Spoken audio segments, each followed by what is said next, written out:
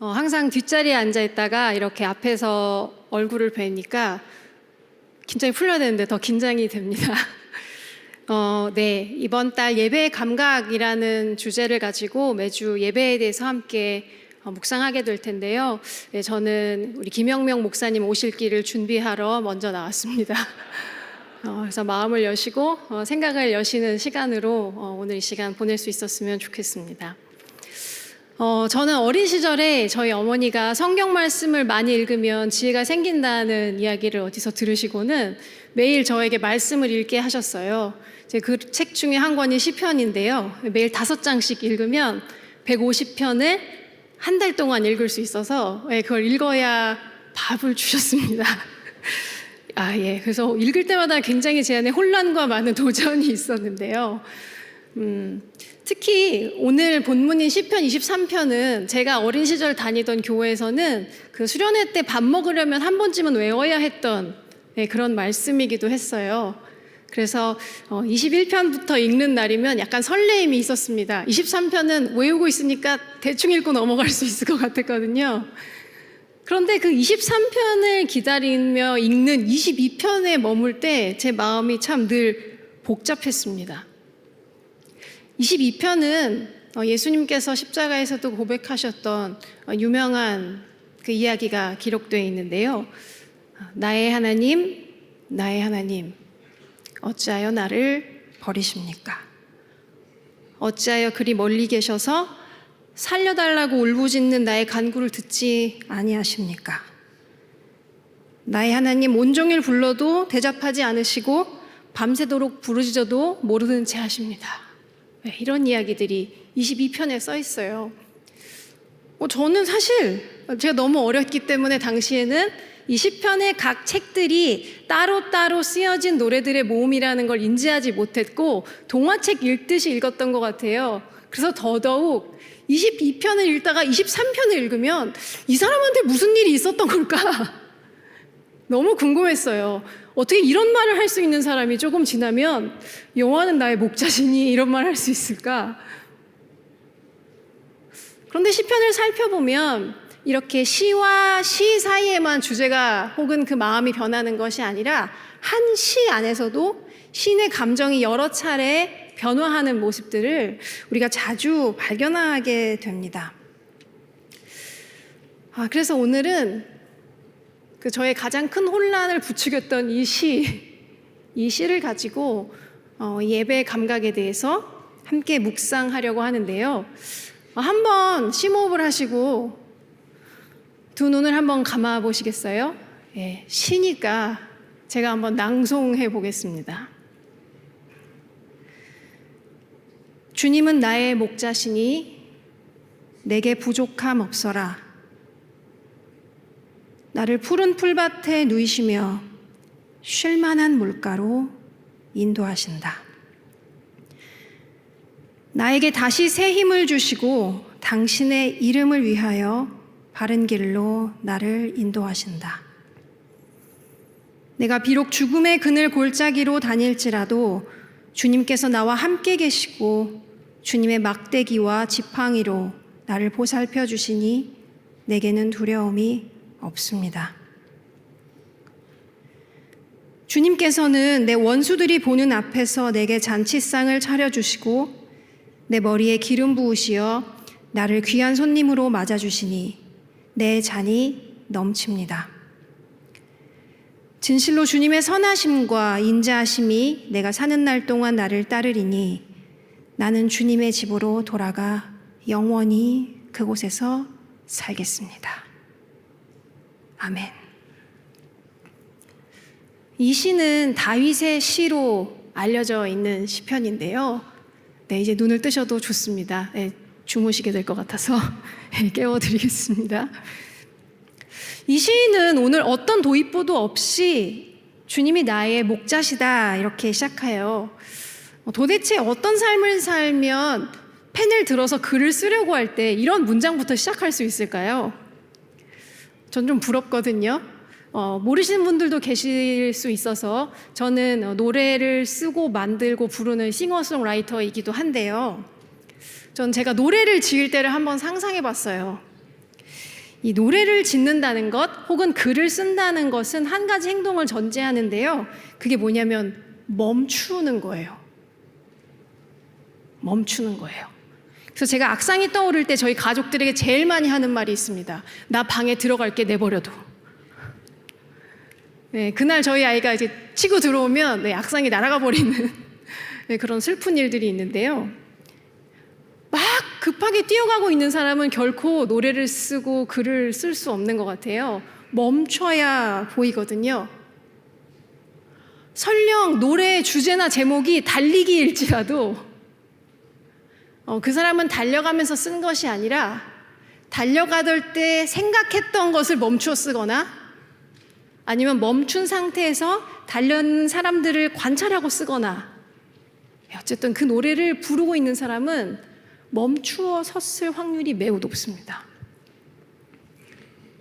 다윗의 이 시는 앞에 나와 있지 않지만 전 멈춤에서 시작되었을 것이라고 예상합니다. 그리고 이 멈춰선 다윗은 굉장히 자연스럽게 자신의 삶을 들여다보기 시작해요. 노래를 짓는 게 이제 그런 일이거든요. 관찰하는 일, 살펴보는 일.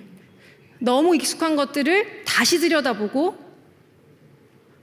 때로는 나에게 익숙한 언어로 다시 말해보고 이것이 무슨 일이었는지 의미를 재평가하는 일이 노래를 짓는 일이거든요. 특별히 이 시에서는 다윗이 자신의 삶을 들여다볼 때 굳이 영역을 나누자면 기억함이라는 영역과 반추해봄이라는 영역 두 가지가 존재하는 것 같아요. 다윗은 삶을 들여다보며 자신의 기억을 이렇게 떠올립니다. 기억은 무엇일까요? 개인의 인생의 서사는 그 사람을 형성하고 그 사람의 존재가 지키려고 했던 어떤 가치들의 축적이죠. 여러분들도 아마 이번 명절 때 가족들과 함께 모이셨다면 혹시 많은 기억들의 이야기를 혹시 듣지 않으셨어요? 우리 옛날에 라떼는 토크요. 저도 큰아버지 찾아뵙다가 그 책이나 유튜브 역사 채널에서나 보던 흥남부두 철수 작전까지 가서 너무 신기하고 깜짝 놀랐는데요. 큰아버지께 있었던 그 일은 전쟁 난민으로서 그분의 정체성, 그리고 그분의 삶이 살아왔던 어떤 궤적에서 느꼈던 감정들, 그리고 그분이 형성해온 삶의 이야기 어떤 가치관들을 가지고 있더라고요. 예, 기억은 늘 그렇습니다. 우리를 어떤 감정으로 데려가고 우리가 어떤 사람인지 알려주고 그러나 무엇보다 그 감정들이 요동하면서 우리를 예상치 못하는 인물로 만들기도 하죠. 감정을 한번 들여다보면 이런 것 같아요. 물론 이렇게 두 가지라고만 말할 수는 없지만 극단적으로 설명해보자면 어떨 때는 우리가 그 기억을 떠올릴 때 굉장히 깊은 자기 연민에 빠질 때가 있지 않습니까? 내 인생 진짜 너무 수고로웠다.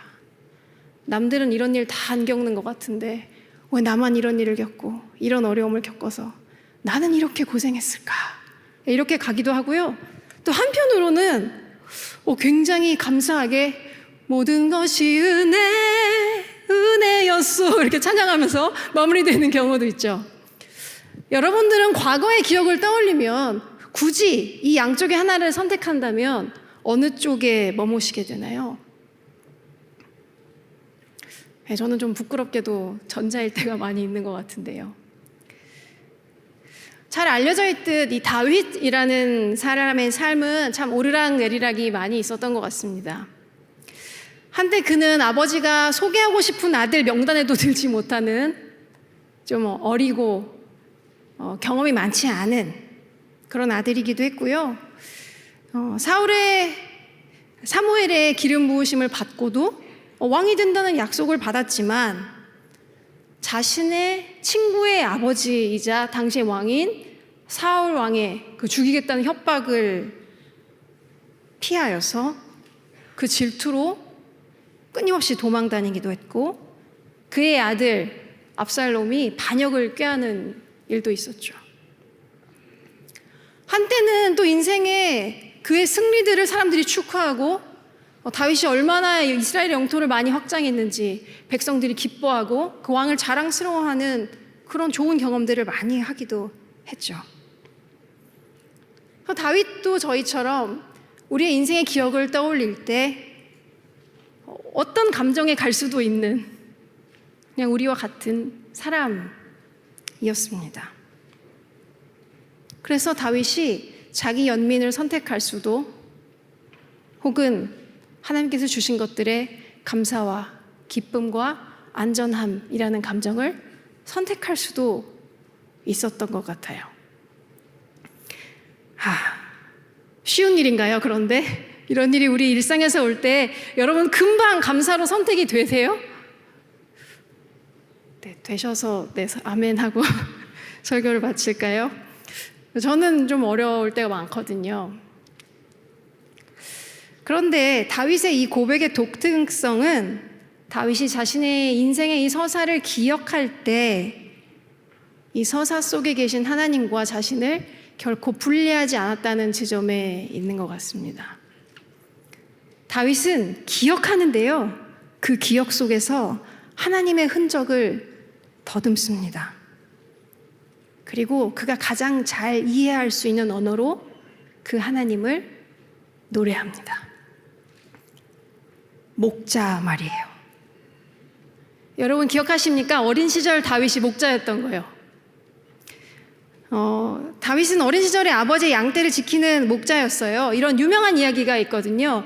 다윗이 블레셋이라는 나라의 거인 장수 골리앗과 싸울 때 사울 왕이 어린 네가 나가서 어떻게 싸우냐고 걱정하면서 갑옷을 막 입혀주거든요. 그때 다윗이 이런 반응을 하는데요. 우리 사무엘상에 이런 기록이 있습니다. 임금님의 종인 저는 아버지의 양떼를 지켜왔습니다. 사자나 곰이 양떼에 달려들어 한 마리라도 물어가면 저는 곧바로 뒤쫓아가서 그놈을 쳐 죽이고 그 입에서 양을 꺼내어 살려내곤 했습니다. 그 짐승이 저에게 덤벼들면 그 턱수염을 붙잡고 때려 죽였습니다. 제가 이렇게 사자도 죽이고 곰도 죽였으니.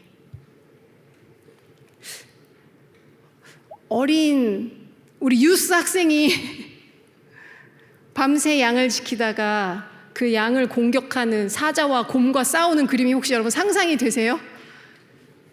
저는 잘 상상이 안 되는데요. 저희 아들 7살인데 나중에 저는 아마 뜯어 말릴 것 같은데. 다윗은 그 경험이 있는 사람이었어요. 양떼가 공격하면 곧바로 뒤쫓아가서 그 포악한 맹수의 입에서 양을 꺼내어 살려본 목자의 경험이요. 설령 어리고 경험이 부족했을지라도 사랑과 책임감을 가지고 그 양떼를 지켜본 경험이 있는 사람. 그리고 은유적이지만 다윗은 그 후에도 이 좋은 목자로서 훈련된 태도를 사람들에게 보여주는데요. 그 사울왕이 질투에 멀어서 다윗을 죽이려고 쫓아다닐 때 다윗이 사실 혼자 도망다니지 않고 400여 명의 사람들을 돌보며 피난 생활을 했다고 성경이 기록하거든요.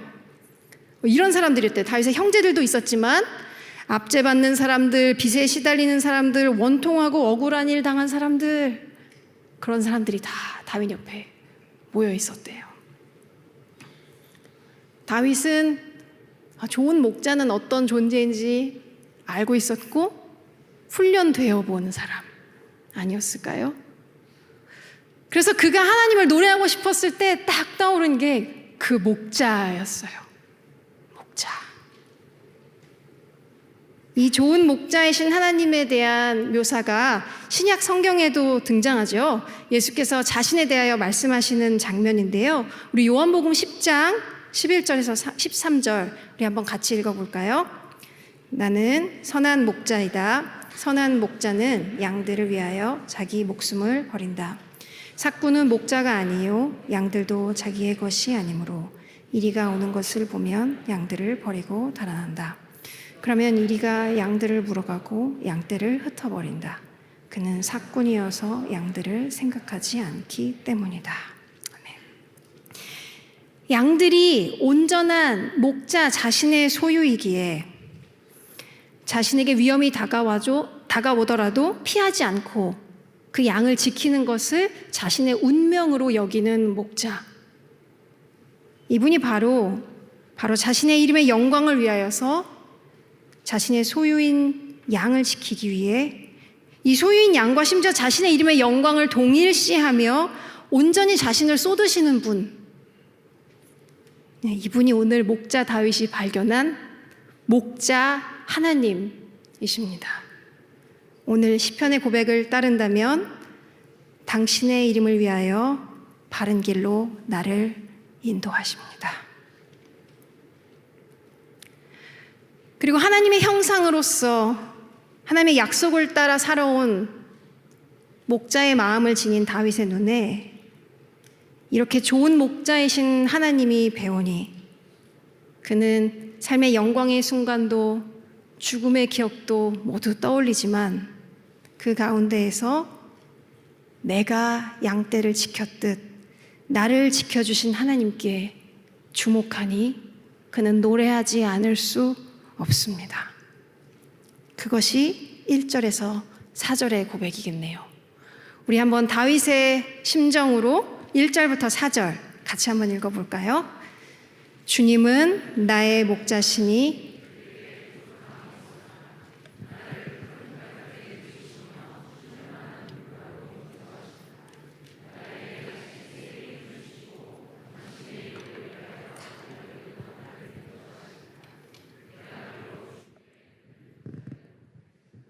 주님께서 나와 함께 계시고 주님의 막대기와 지팡이로 나를 보살펴 주시니 내게는 두려움이 없습니다.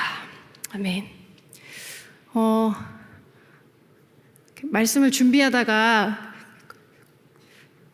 싱어송라이터의 본능으로 곡을 하나 쓰게 됐는데 다윗의 시로도 사실 너무 충분하지만 오늘 우리의 언어로 조금 바꾸어서 이런 고백을 좀 해보려고 하는데요.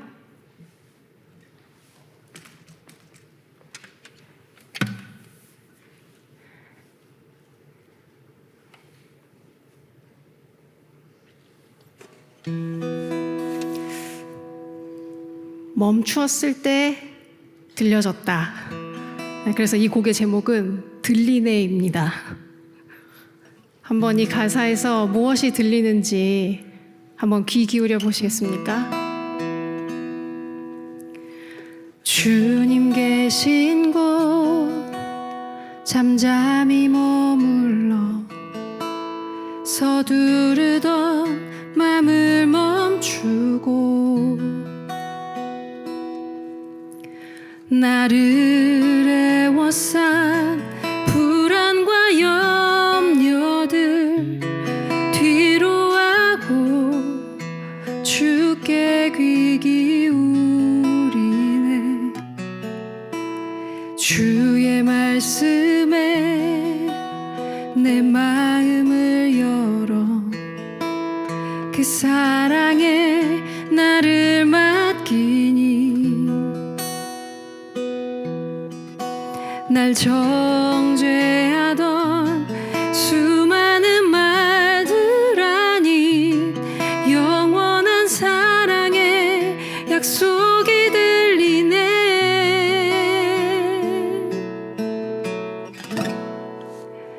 너는 나의 자녀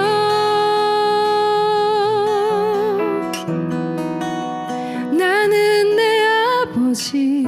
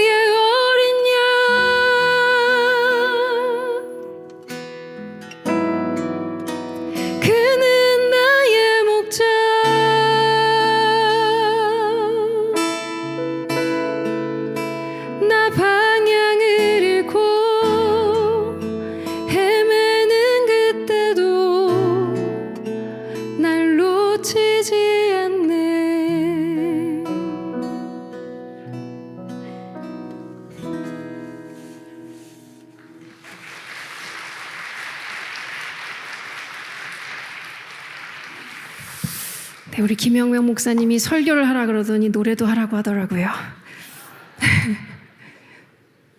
네, 여러분, 너무 혼란할 때 왜 날 버리셨냐고 하고 싶을 때 멈추실 수 있으시겠습니까? 그리고 그 나의 걸어온 여정에 계신 주님을 보실 수 있으실까요?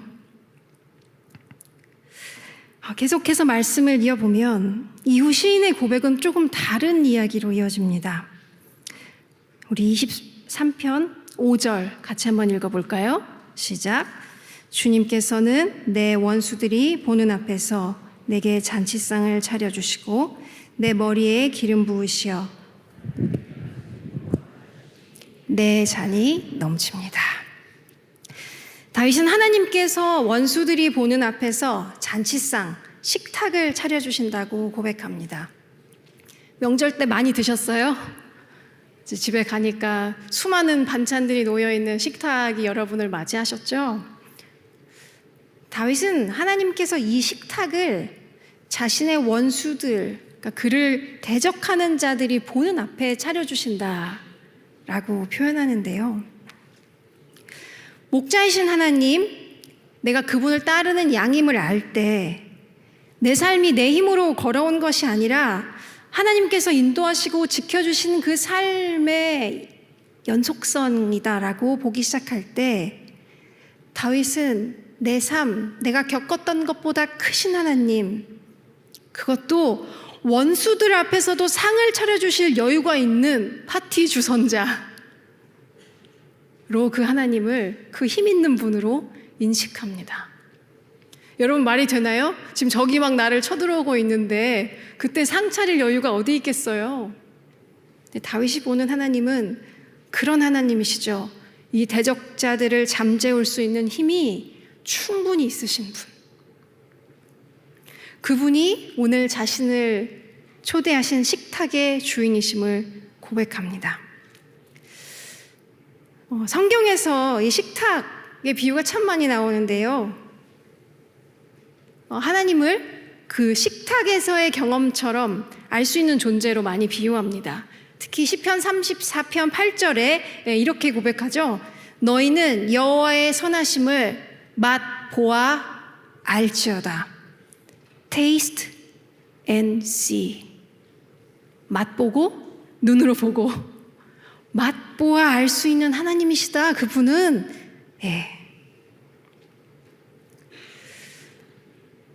이 명절에 가족들이 제사상을 차려서 스트레스 받은 분들 계실 수도 있는데요.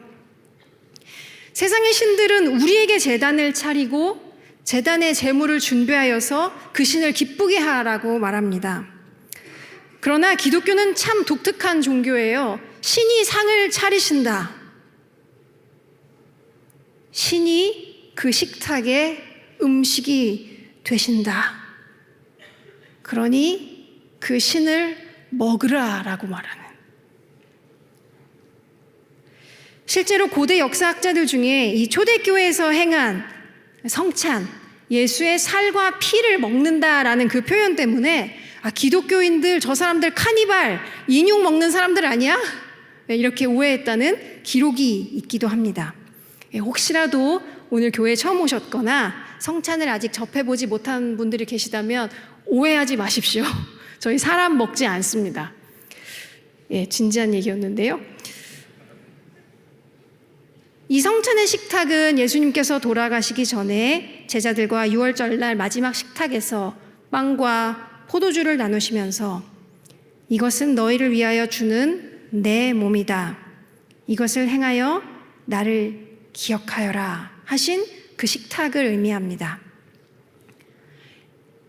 교회 예배 역사 안에서 이 성찬은 사실 굉장히 오랜 논쟁을 불러일으킨 주제 중에 하나인데요. 예수님이 이 빵과 포도주가 나의 몸이다라고 말씀하신 것 때문에 문제가 됐어요. 이게 언제부터 예수님이냐?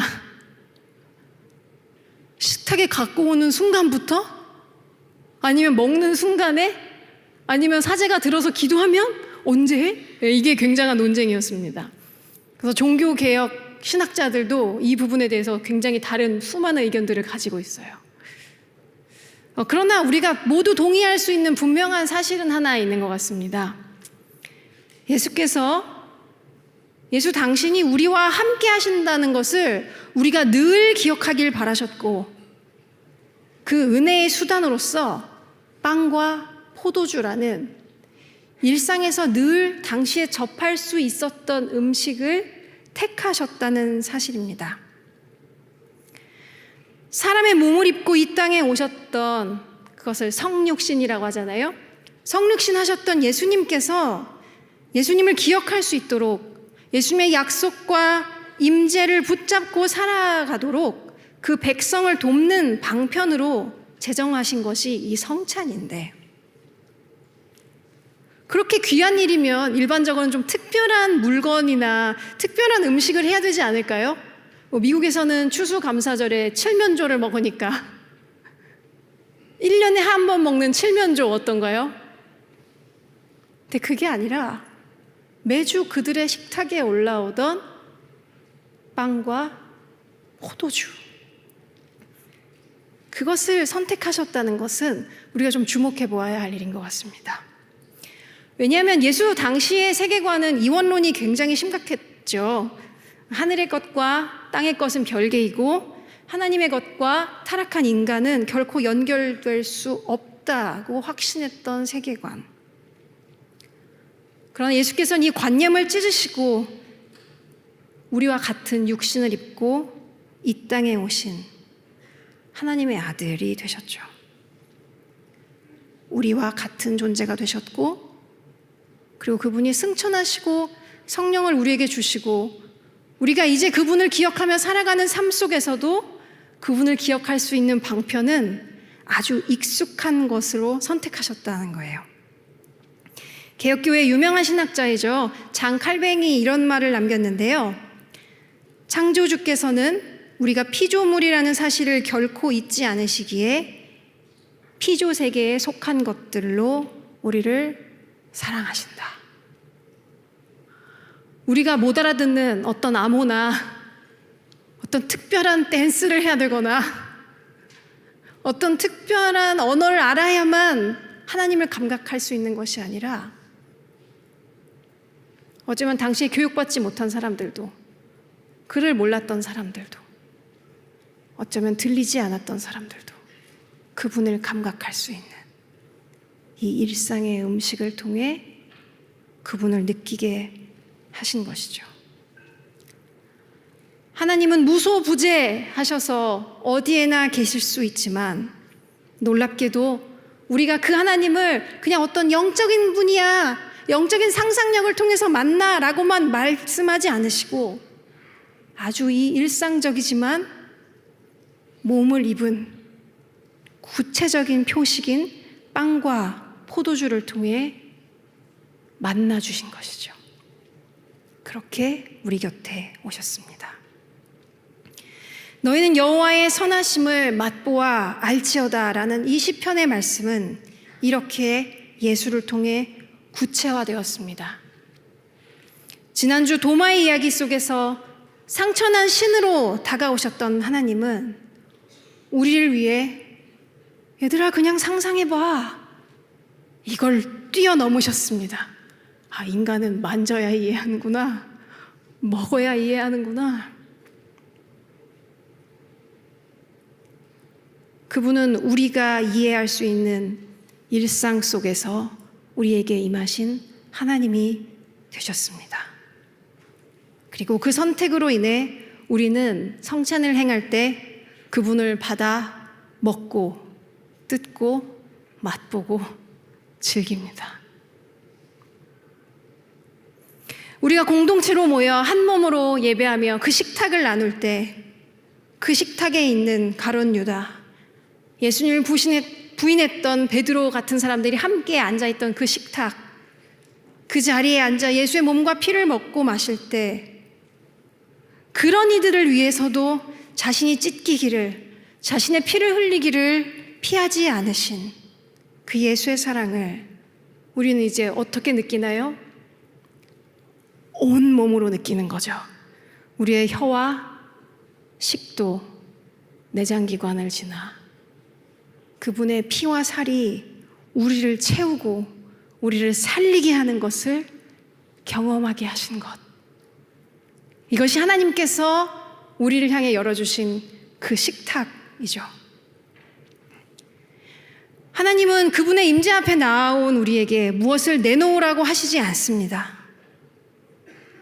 부활하신 예수님께서 자신을 배신하고 너 이제 사람 낚으라고 하고 고기 그만 낚으라고 했는데 또 거기 곳에 돌아가서 밤새 또 낚시하고 있었던 그 제자, 그마저도 실패하여서 허기지고 배가 고픈 그 제자의 배고픔을 살피며 그들을 위해 구멍난 손으로 불을 피워 아침상을 차려주시듯 하나님은 매번 우리와 만나실 때 먼저 우리를 찾아오시고 그분이 친히 우리를 위한 식탁을 베푸십니다. 이 예배라는 식탁은 우리가 하나님께 올려드리는 제단이 아닙니다.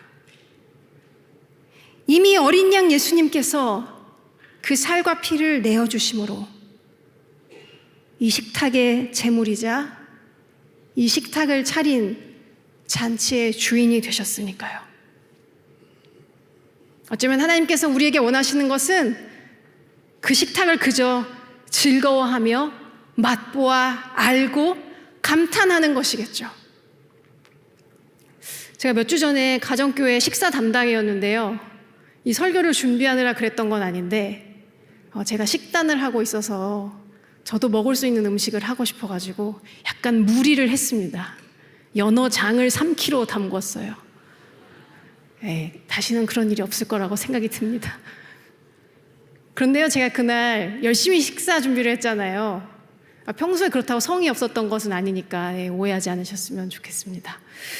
그런데 그날요, 연어를 썰면서 제 머릿속에 상상했어요. 식구들이 좋아하면 좋겠다.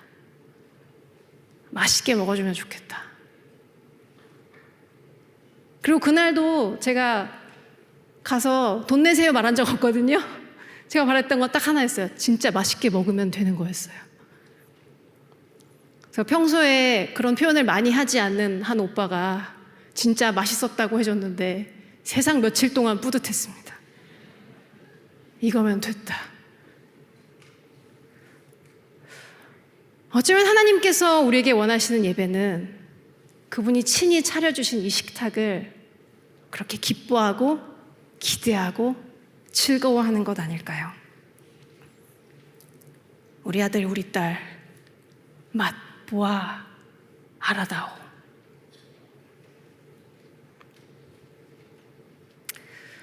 동시에 이 상을 차려주신 하나님의 식탁을 맛보고 누릴 때 우리는 놀랍게도 오늘 다윗이 고백한 것처럼 미래를 향한 소망으로 나아갈 수 있습니다.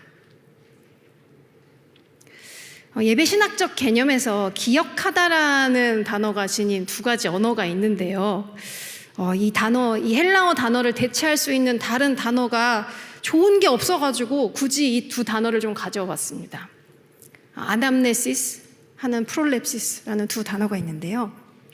둘 다 기억하다는 뜻인데 아남네시스는 과거를 기억한다는 거고 프롤레시스가 미래를 기억하며 소망한다는 의미를 품는데 사실 뜻이 중요하지 않고 이 단어가 지닌 뉘앙스가 굉장히 중요한데요. 성경이 쓰여지던 이 문화 속에서 아남네시스라는 단어가 사용될 때 고대인들은 매우 자연스럽게 이런 생각의 태도를 가졌어요. 그 기억이 오늘도 똑같이 작동해. 그 기억이 오늘의 실체야. 이런 거요. 예를 들어서 이스라엘 백성이 초막절을 지킨다, 기억하며 지킨다고 하면 그 초막 안에 들어가서 며칠 지내면서 이걸 하는 거예요.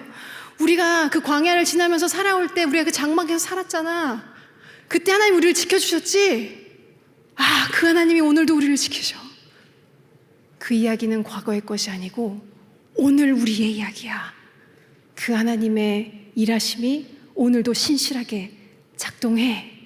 여기까지 가야 아남네시스, 기억함이었거든요. 그래서 이 프롤랩시스라는 단어도 마찬가지의 동일한 뉘앙스를 가지고 있는 거죠. 하나님 미래에 이룬다고 약속하신 그 새하늘과 새 땅, 이 땅에 임하실 하나님의 나라와 완전한 통치, 하나님, 제가 오늘 그 안에서 이미와 아직 사이에 있으나 그 약속 안에서 제가 오늘도 살아가며 그 약속에 오늘도 참여합니다. 이 하나님을 먹고 뜯고 맛보고 즐기는 하나님의 식탁은 그 아남네시스와 프롤랩시스를 모두 끌어안고 있습니다. 예수님, 당신께서 십자가에서 행하시는 그 놀라운 구원의 행위, 불가능했던 저를 새로운 존재로 태어나게 해주신 그 놀라운 사랑, 주님, 제가 그것을 기억하며 그 정체성 안에서 살아갑니다. 익숙한 얘기죠. 풍삼기에서 늘 얘기하는 용특세. 그 아파트랑 리듬이 굉장히 잘 맞더라고요.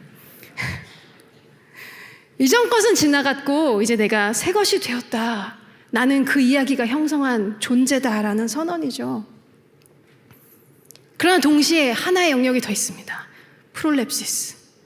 하나님, 제가 비록 아직은 당신의 나라를 아주 조금밖에 감각할 수 없지만, 그래도 하나님, 제가 예배 때 하나님의 은혜를 맛본 그 느낌, 우리 가정교회와 함께 예배하면서 맛보았던 그것이 미래에 임하신다던 하나님의 나라와 조금 닮아 있는 걸까요? 하나님, 결국에 각 나라와 족속과 백성과 방언이 주님께 예배하는 그 날의 그 소망이 이것들보다 훨씬 큰, 제가 상상할 수 없는 확장판이겠지만, 주님, 제가 오늘부터 그 자리에서 내가 감히 상상할 수도 없이 크고 의로우시며 온전하신 당신의 평화의 나라가 올 것을 믿음으로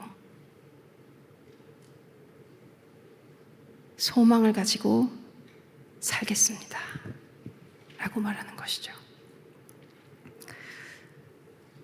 지난 주일에 저에게 좀 특별한 경험이 있었습니다. 저희 큰 아버지께서 식도암 판정을 받으셔서 식사를 꽤 오래 못하고 계셨고, 그리고 그분은 거의 40년째 저희 가족의 찻내니 같은 분이세요. 제가 교회 다닌다고 어릴 때 욕을 많이 먹었습니다. 저기 집에 나중에 교회 가서 살 기집애, 이렇게 예언도 해주셨고요. 네, 예언대로 되었습니다. 네, 좀 놀라운 일이 있었어요. 공교롭게 20편, 23편 말씀으로 큰아버지께 하나님 이야기를 해드리고, 큰아버지, 하나님이 영원한 식탁을 준비하시고 영원한 집으로 큰아버지를 인도해 주실 거예요. 하나님이 목자이신 것만 인정하시면, 이런 말씀을 드렸는데요. 큰아버지가 그걸 더듬더듬 다 따라 읽으시더라고요. 근데 예배를 다 마치고 재밌는 일이 있었어요. 꽤 오래 식사를 못 하셨던 큰아버지가 갑자기 식사를 하시겠다고 음식을 드시는 거예요. 가족들이 다 뜯어 말렸어요. 다 토하시려고 그러시냐고, 큰일 나신다고. 근데 저희 큰아버지가 뭐라고 하셨는지 아세요? 얘가 기도해 줬잖아. 다음 날까지 토 안 하셨대요. 너무 감사하죠? 근데 토 안 하신 것보다 제가 더 감사한 건 그분이 어린아이와 같이 그 미래에 대한 소망의 약속을 붙잡으신 거였어요. 뭘 얘기하시는지도 모르는데 하나님이 차려주신 것을 그냥 받으시던데요.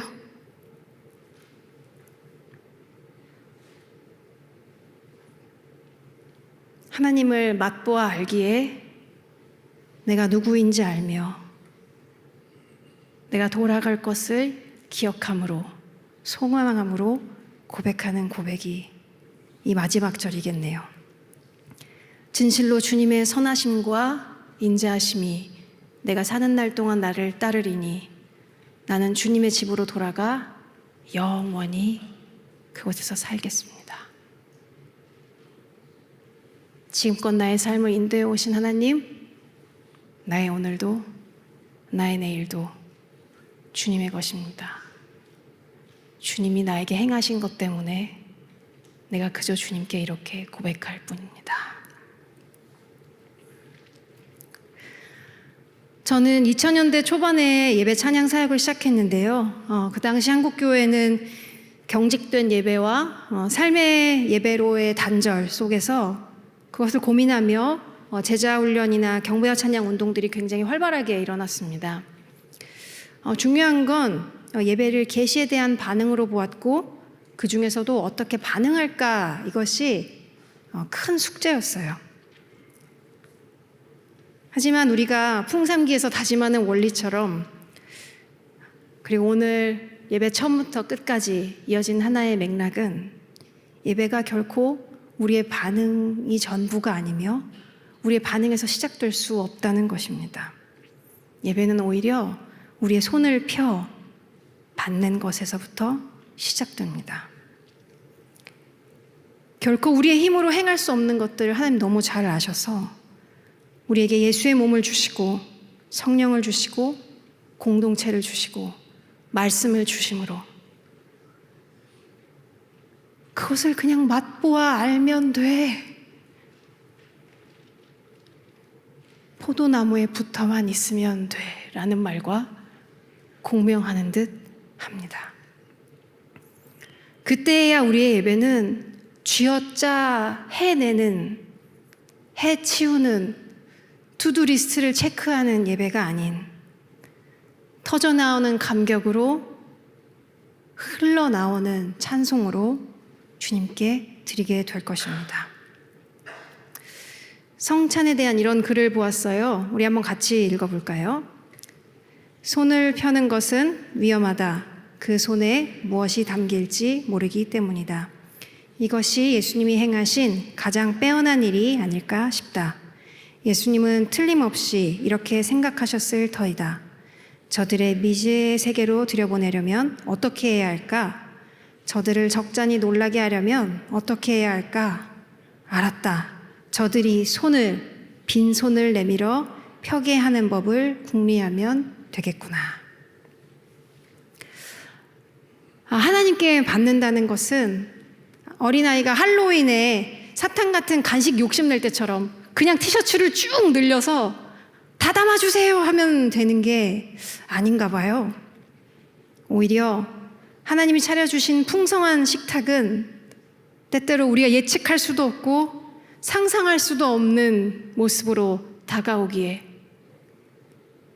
하나님께서 우리에게 주시는 것들을 받기 위해 어떤 모양을 어쩌면 그리지 않고 그냥 우리의 손을 내밀어서 주님, 제가 받고 싶습니다. 주님, 무엇을 바라야 하는지도 몰라요. 그런데 제 손이 비어 있으니, 제가 쥐고 있던 것들은 내려놓았으니 주님이 주시는 것들로 채워보고 싶습니다. 해야 하는 것이 아닐까요? 2025년이 시작되었습니다. 많은 다짐들을 하셨죠. 그러나 우리의 다짐보다 앞서 하나님 그분께서 우리를 향하여서 이미 작정하신 것들이 풍성하게 있습니다. 그분이 좋은 목자이시고 그분이 우리의 삶을 인도하셨고 인도하실 것을 알기에 그분을 신뢰함으로 빈손을 펴 받아 누리는 우리의 풍성한 예배가 되기를 간절히 소원합니다. 지금 잠깐 이런 행동을 한번 해보고 싶은데요. 1분 침묵하기 전에 잠깐 눈을 감아 보시겠어요? 그리고 두 손을 여러분 가슴 앞에 이렇게 모아 보시죠. 그리고 주먹을 쥐셨다가 자, 이 주먹 속에 무엇을 담고 있는지 한번 상상해 보세요. 하나님 주셔도 이 손에 뭐가 너무 많아서 혹시 받을 공간이 없진 않으신가요? 자, 이번에 손을 펼치실 때는 하나님, 제 손에 있는 것들을 내려놓겠습니다 하는 마음으로 한번 손을 펼쳐보시죠.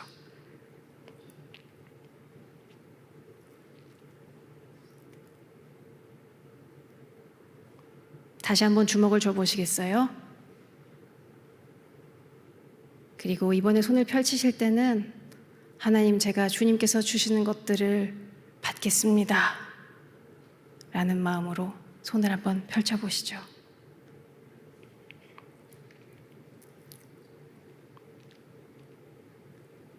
그분을 우리에게 주신 것에 감사하며 시간 하나님 앞에 1분간 함께 침묵하도록 하겠습니다.